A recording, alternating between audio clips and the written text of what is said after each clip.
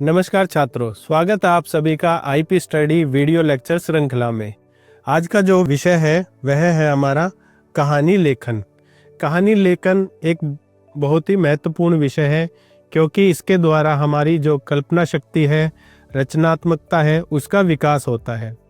कहानी आदिकाल से ही मनुष्य जो है वह सुनता सुनाता आया है। इस दृष्टि से भी ये बहुत महत्वपूर्ण हो जाता है, क्योंकि हम अनेक जो सामाजिक तथ्य हैं वो कहानियों के द्वारा सीखते हैं। आइए आरंभ करते हैं आज की कक्षा। कहानी लेखन। कहानी लिखना एक कला है। आपने बचपन में दादी नानी से कहानियाँ तो सुनी ही होंगी, लेकिन जैसे जैसे हम बड़े होते हैं वैसे वैसे हम कहानी पढ़ना सुनना ही नहीं, लिखना भी आरंभ करते हैं या लिखते भी हैं। इसलिए कभी कभी किसी चित्र को देखकर या कभी कभी अधूरी कहानी को अपनी कल्पना शक्ति के द्वारा पूरा करके हमें जो अनुभूति होती है वह आनंद की अनुभूति होती है। आप जानते ही हैं कि किसी भी कठिन से कठिन कार्य का यदि हम अभ्यास करें तो हम उस कार्य में महारत हासिल कर सकते हैं या उस कार्य में हम पारंगत हो सकते हैं। इस प्रकार के अभ्यास से हम लेखन के विविध रूपों पर अपना अधिकार स्थापित कर सकते हैं, अर्थात लिखने में हम पारंगत हो सकते हैं, निपुण हो सकते हैं और अपनी भाषा को अधिक प्रभावशाली और अपनी शैली को कलात्मक बना सकते हैं।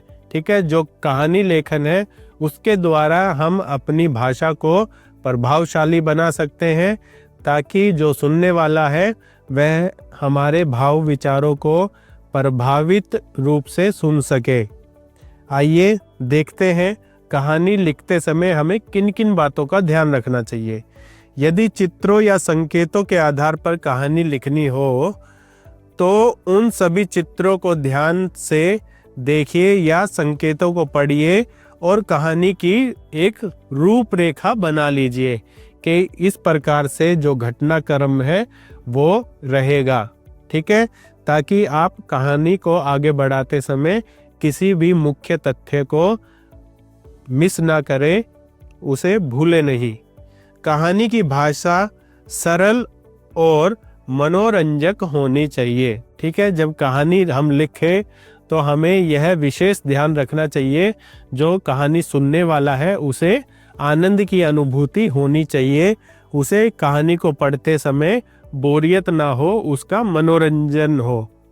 कहानी के बीच बीच में संवादों की भांति कुछ कथन अवश्य डालिए। ठीक है, जब हम कहानी लिखें तो हमें कोशिश करनी चाहिए कि बीच बीच में कुछ ऐसे संवाद डालें ताकि जो सुनने वाला है वह उस अनुभूति को महसूस कर सके। कहानी में शब्दों की सीमा का ध्यान रखना चाहिए। कहानी जो है वह एक सीमित शब्दों के अंदर ही लिखनी चाहिए। ऐसा ना हो कि हम इतनी विस्तृत रूप से कहानी लिख दें कि जो सुनने वाला है वह उससे बोर होने लगे। कहानी सदैव भूतकाल में लिखी जानी चाहिए। सबसे अच्छी कहानी ऐसी कहानियों को ही माना जाता है जिनमें भूतकाल का अधिक वर्णन हो, तो इसलिए यहाँ पर लिखा गया है कि कहानी जो है वह सदैव भूतकाल में लिखी जानी चाहिए। आप अलग अलग दृश्यों से उसमें अलग अलग प्रकार की घटनाक्रमों को ऐड करके आप वर्तमान और भूतकाल का प्रयोग कर सकते हैं, लेकिन अगर कहानी भूतकाल की होगी तभी वह विशिष्ट मानी जाएगी। कहानी के अंत में उससे मिलने वाली शिक्षा भी लिखी जाती है, इसलिए उसका अंत उससे मिलने वाली शिक्षा के अनुरूप ही होना चाहिए। ठीक है, कहानी के अंत में हम उस कहानी को पढ़ने या सुनने से हमें क्या शिक्षा मिलती है, इस विषय के बारे में लिखते हैं। तो हमें इस बात का विशेष ध्यान रखना चाहिए कि जो कहानी का अंत हो रहा है वह उस शिक्षा पर आधारित हो, उससे मेल खाता हो। तो इस प्रकार से बच्चों उपर्युक्त बातों को याद कर आप भी सुंदर व शिक्षाप्रद कहानियाँ लिख सकते हैं। बस थोड़े से अभ्यास की आवश्यकता है। परीक्षा में कहानियां 3 प्रकार से पूछी जा सकती हैं। दिए गए चित्रों पर आधारित कहानी लिखिए, या संकेतों के आधार पर कहानी लिखिए, या शिक्षा या शीर्षक के आधार पर कहानी लिखिए। तो हम देखते हैं, सबसे पहले दिए गए चित्रों के आधार पर कहानी लिखिए। यहाँ पर देखिए चित्र दिए गए हैं। पहला चित्र आप देख पा रहे हैं, एक मक्खी पानी के ऊपर उड़ रही है। दूसरे चित्र में एक कबूतर, मक्खी जो है वह एक पत्ते पे बैठी है और पास ही कबूतर पेड़ पर बैठा है। तीसरे चित्र में एक शिकारी के हाथ में बंदूक है और चौथे चित्र में शिकारी के हाथ से बंदूक छूट रही है और कबूतर उड़ रहा है। तो इन चित्रों को आधार बना के हमें कहानी की रचना रचनी है। आइए देखते हैं। सबसे पहले रूपरेखा बनाई। तालाब के किनारे का पे एक पेड़ है, पेड़ पर कबूतर का घोंसला है। मधुमक्खी द्वारा पानी पीना, पानी में गिरना, बह जाना, कबूतर द्वारा उसे देखना, एक पत्ता तोड़कर पानी में डालना, मधुमक्खी के पत्ते पर बैठना, उसकी जान बचाना, धन्यवाद देना। कुछ दिनों बाद शिकारी जंगल में कबूतर पर निशाना लगाना, मधुमक्खी द्वारा उसके हाथ पर डंक मारना, निशाना चूकना, कबूतर के प्राणों की रक्षा। आइए देखते हैं किस प्रकार से यह कहानी आगे बढ़ेगी। नदी तट पर पेड़ पर एक कबूतर का घोंसला था। एक दिन एक छोटी सी मधुमक्खी नदी पर पानी पी रही थी कि वह पानी की लहरों में बह गई। कबूतर अपने घोंसले में बैठा बैठा उस दृश्य को देख रहा था। छोटी सी मधुमक्खी को पानी में बहते देखकर उसका हृदय पसीज उठा। उसने पेड़ से एक पत्ता तोड़ा और उसे चोंच में दबाकर चला। जब वह बहती हुई मधुमक्खी के निकट पहुंच गया तो उसने वह पत्ता नदी में फेंक दिया। मधुमक्खी उस पत्ते पर बैठ गई और कबूतर ने उसे नदी के जल से बाहर निकाल दिया। मधुमक्खी बोली, धन्यवाद कबूतर भाई, तुमने मेरे प्राण बचाए हैं। मैं आपका यह उपकार जीवन भर नहीं भूलूंगी। कुछ दिनों बाद की बात है, एक शिकारी शिकार करने उसी पेड़ के पास आया। काफी समय तक उसे कोई जीव जंतु दिखाई नहीं दिया। अचानक उसकी नजर पेड़ पर बैठे कबूतर पर पड़ी। उसने सोचा, चलो आज इस कबूतर का ही शिकार कर ले। संयोग की बात है, मधुमक्खी यह सब देख रही थी। उसने मन ही मन कहा, एक दिन इसी कबूतर ने मेरे प्राणों की रक्षा की थी। आज उसके प्राण संकट में है। मुझे उसकी रक्षा के लिए कुछ करना चाहिए। शिकारी अपनी बंदूक से कबूतर पर निशाना लगाने ही वाला था कि मधुमक्खी ने उड़कर शिकारी के हाथ पर डंक मार दिया। शिकारी की बंदूक से गोली तो चली, पर अचानक मधुमक्खी के काटने से निशाना चूक गया। गोली की आवाज सुनकर कबूतर भी पेड़ से उड़ गया। उसके प्राण बच गए।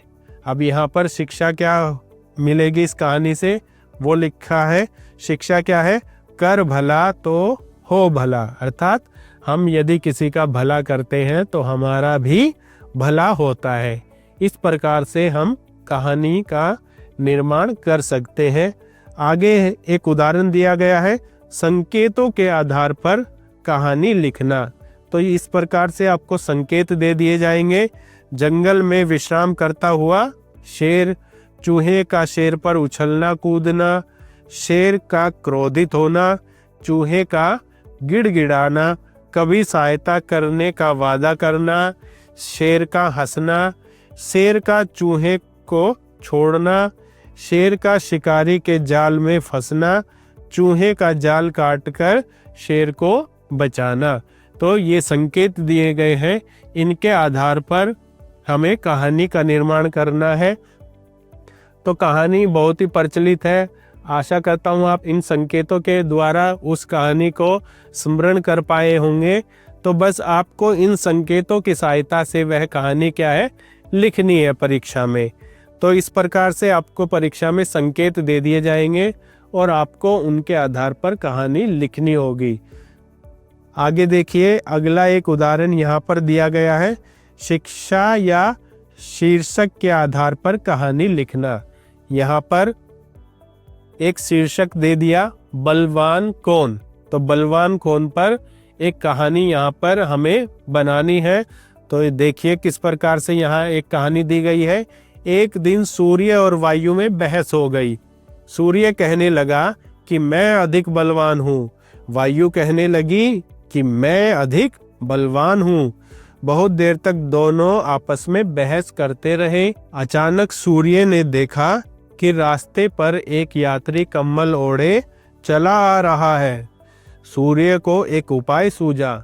उसने वायु से कहा, जो इस यात्री के शरीर से कंबल उतरा देगा वही अधिक बलवान होगा। वायु ने उसकी चुनौती स्वीकार कर ली। वायु जोर जोर से चलने लगी। यात्री ने कंबल कसकर ओढ़ लिया। वायु और जोर से चली। यात्री ने और कसकर कंबल लपेट लिया। अब वायु ने बवंडर का रूप ले लिया। तो देखिए, यात्री एक गड्ढे में कंबल ओढ़कर छिप गया। वायु ने थककर सूर्य से कहा, अब तुम्हारी बारी है। सूर्य ने अपनी धूप तेज कर दी। यात्री ने चलना जारी रखा। सूर्य ने अपना ताप और बढ़ाया। यात्री को पसीना आने लगा। सूर्य खूब जोर से चमका। अब यात्री गर्मी सहन नहीं कर पा रहा था। उसने कंबल उतार दिया और पेड़ की छाया में बैठ गया। सूर्य ने वायु से पूछा, अब बताओ कौन अधिक बलवान है। वायु ने हार स्वीकार कर ली। शिक्षा, कभी किसी को अपने से दुर्लभ नहीं समझना चाहिए। तो इस प्रकार से हम एक शीर्षक को आधार बनाकर भी कहानी लिख सकते हैं। इस प्रकार से आज हमने कहानी लिखना सीखा और किस प्रकार से कहानी अलग अलग रूपों में हम निर्मित कर सकते हैं, यह हमने जाना। इसी के साथ आज की कक्षा समाप्त करते हैं। आशा करता हूँ कि आप कहानी रचने का अभ्यास करेंगे और जीवन में इसको एक विशेष स्थान देंगे, ताकि जो आपके द्वारा रची हुई कहानी है वह अनेक लोगों तक पहुंच सके। इसी आशा के साथ आज की कक्षा समाप्त करते हैं। आप सभी का मनोयोग से सुनने के लिए बहुत बहुत धन्यवाद।